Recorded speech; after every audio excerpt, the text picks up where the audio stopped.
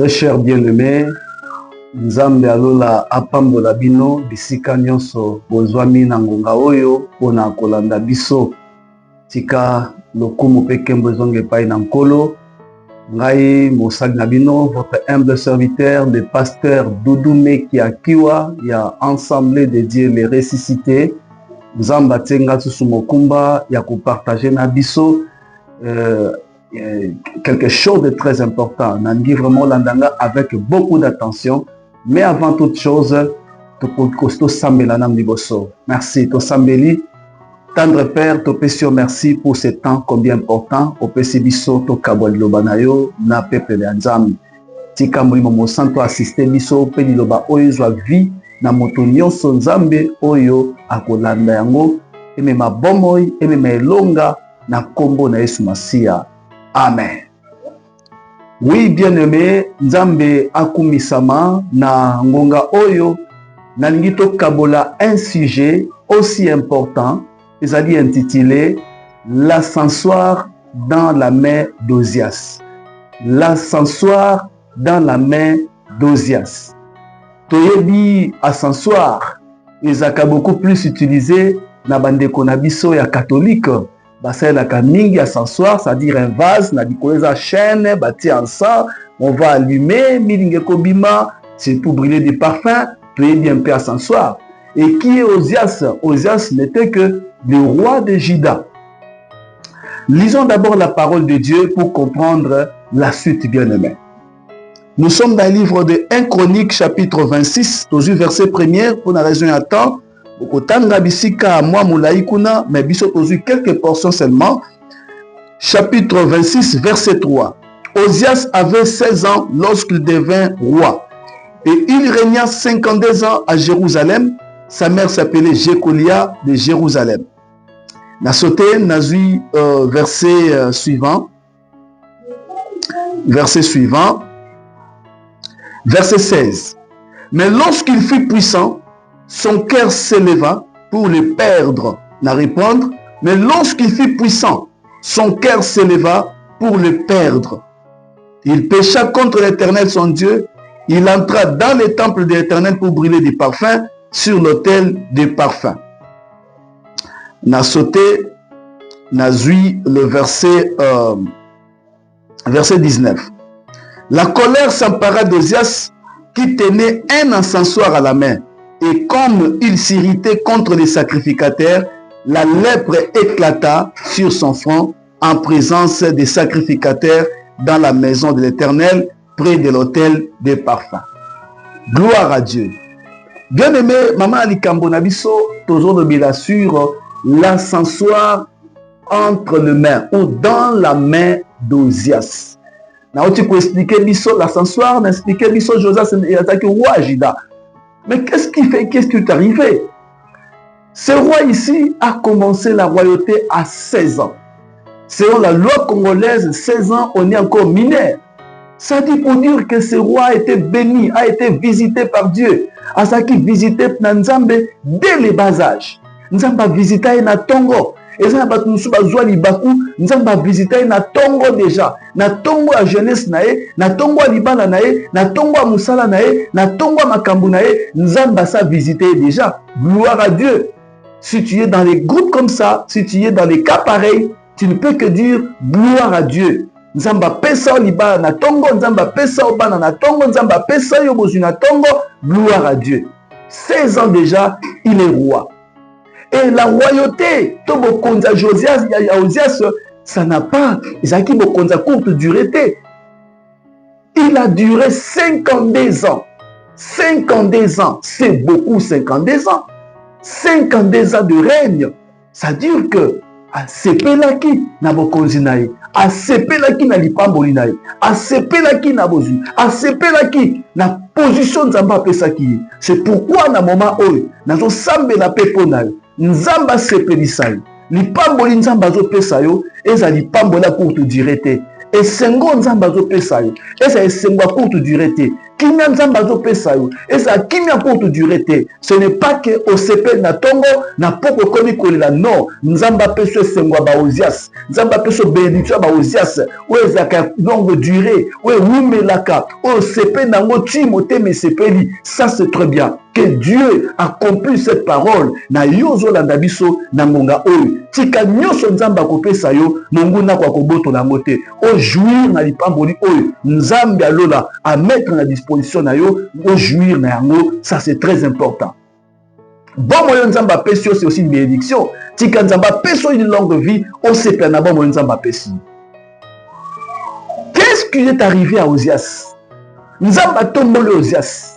Ozias a commis puissant, a mati, azo kebitumba zo longa, azo samakamba zo réussir, mais na sima ko réussir, na sima ko longa, bien aimé, motema ya Ozias est commis ko changer, est commis ko changer. La Bible dit, son cœur s'éleva pour le perdre. Keba ma soeur, mon frère, keba maman, papa, tango motema tonda ka lolendo, nde tango mutakuya ka yango wana. Nzamba ko pambo lelo, nzamba ko visite lelo, nzamba ko peso no kono lelo, keba kolata lolendo te, kanisa toujours nzambe. Tika toujours na sama kola nzambe, koza musika nzambe te, koza musika nzambe te. Nzamba ko pambo lelo, mais kanisa ke il Dieu. Roi on a fait sengo, moteme meme na lolendo, azu direction ya temple, ya ndako nzambe, azu direction ya temple. À quel temple, à quel non pas au sambela, mais à quel au sala, à quel au simba, à quel sala service oyo, yaza consacré pour nangote. À quel au sala musala ozali pour naete. À un temple bien aimé, à quel au soit sensoir, il n'est pas bandako brûler ba parfait, ndenge ba sacrificateur ba salaka. Attention mes frères et sœurs, tokoza bisonyo surtout ma frère, bisonyo sur ma sœur, na kata lingomba, mais attention. Et ça na motomoko batia maboko yenda habileté na compétence ya kosa musa songolo pour le communiquer bisonyo toza ba serviteur bisonyo toza ba serviteur toi ba serviteur oui toza ba serviteur bien sûr mais il y a une personne il y a d'autres personnes où baza compétent batie bango maboko pour faire un service batouana bien aimé dans le Seigneur. Ce sont ces personnes là qui ont droit à toucher à l'encens. Ozias s'est allé à quelque chose s'asseoir, il est passé à la moussala oyo, ils allaient y aller. Après lui, il y a les sacrificateurs Azaria qui entrent. Batali. Nasimane 80 autres sacrificateurs Bakoti. Bakoti à s'asseoir na maboko ya roi. Encouragé parmi eux dit, mais roi, oyo simbi oyo, de quel droit toi tu touches à l'asseoir? Toi tu es roi. Ça, c'est le religieux. Ça, c'est le sacré. On ne touche pas au sacré. Toi, tu touches au sacré. Au lieu que ce roi a quitté ça, parce qu'on l'a reproché, parce que ça lui va bien. Mais non, roi Latikanda, et si Kami quitté ça, à Latikanda, Petangwa Latikanda wana, c'est roi Bimana temple awa, parce que Moussala o ezali ayote. Tangoazo bima, bien aimé dans le Seigneur, lèpre et bandit ne longi, et bandina ne longi nan, et zingi longi mobimba. À kota ki na temple, au lieu kabima na lipamboli, bien aimé, abimina lèpre. Nous voulons conclure, bien aimé, on n'a pas assez de temps. Nini eza maboko na yo. Lelo batu mingi na maboko na bango ba na s'asseoir. En s'asseoir, c'est l'interdit. Ascensoir, c'est le sacré. Attention au sacré. Attention au sacré. Et l'eau quoi mouteza sacré. Moi ça mouteza sacré. Mobala mouteza sacré. Mbongwa mouteza sacré. Toi tu n'es pas permis à ça. Et ça sacré.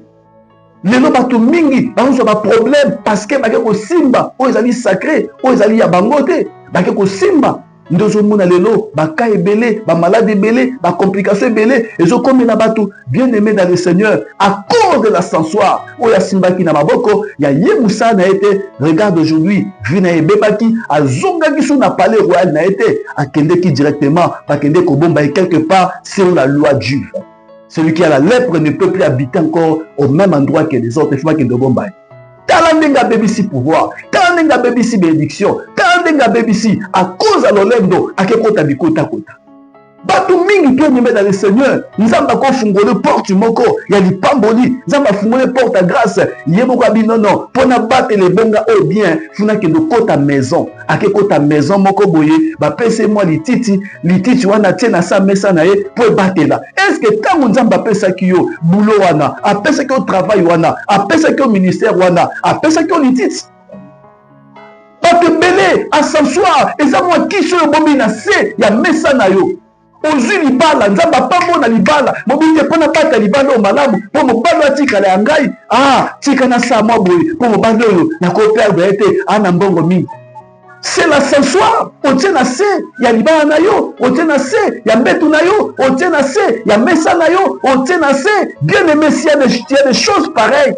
Tamozo kamongongo nzambe, tu dois te débarrasser de cela. Parce que la conséquence, Osias est maintenant qu'il a lèpre et il était mort. Oh bien-aimé, j'aimerais prier avec nous. L'ascensoir dans la main d'Osias, c'est l'interdit, c'est le sacré. Nino bombi, ozo sala, ezan volonté nzambete, bimisa yango, nzamba pesa, lobiko. Nangito sambela ensemble, esikato zani. Tango landinga mabonde na likambo, tango landi mate nzambo maloba oyo, na pitongo na moma oyo. Peut-être bien-aimé tu es concerné, na makambo pasteur, a outi côté yabiso, na moma oyo. Nangina sambela nzamba impite achoka kange masumu te mais nzamba yokela omawa naka oyo okwa incliner mutu esika ozali ngana sambela pona. Dieu de grâce au pambola Osias à 16 ans déjà il est roi dès le bas âge. Osias est béni.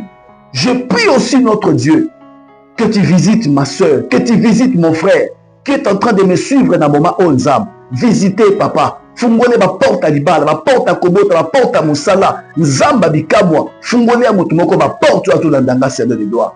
Na bonde li openzam, li pambolo zo pesa ndeko. Tike ça la durable. Ndenge Osias a sepé li pambone pendant 52 ans, tika nzamba bikamwa, oya ndeko kinyo pesiye, musalo pesiye. Nyonso pesiye malamu, nzambe za la durable. Nguya moko tambolili et bako réclamango et boto lango nzambe nguya moko te et boto lango père éternel. Oh Dieu de grâce na bonde lion nzambe Osias akoma ki puissant ake kota ake ko simba et lokoyo et komemela ebo passe mingi notre Dieu Seigneur de l'eau natamba bozui amoni po bate ya bozui eza sou makila na yesu masiya te et kominde lititi tika nzambe mutu so andi maloba oyo a vu décision, il y a kokabwana na ensemble surtout. On y a bomba qui comme protection. Nzambe pambolaye. Petit cas, c'est le sang de Jésus, c'est le nom de Jésus, c'est le sang de Jésus, soit sa protection. Au nom de Jésus, que le Seigneur le Dieu Tout-Puissant vous soit favorable dans toutes les décisions que aujourd'hui, l'ongwelo kwana, pe komitika na nzambe, nzamba pambolayo, pe nzamba kotombolayo, kumata lolendo te. Tikala humble liboso ya nzambe. Quel que soit le niveau nzamba komemayo, tikala humble liboso ya nzambe. Que le Seigneur vous bénisse. Merci. C'était moi votre pasteur, Doudoumé Kakiwa, Assemblée de Dieu les ressuscités. Tozami l'avenue Mombele, numéro 164, quartier Mombele, commune de Limete. Tozali, na 37e KDC. Nzambe apambola bino, tokutani à la prochaine. Merci. Numéro de téléphone Nabiso Ezali, plus 243 9 97 61 88 97 plus 243 9 97 88 61 97 Tika Nzambe Amonabino Apambolabino. Merci.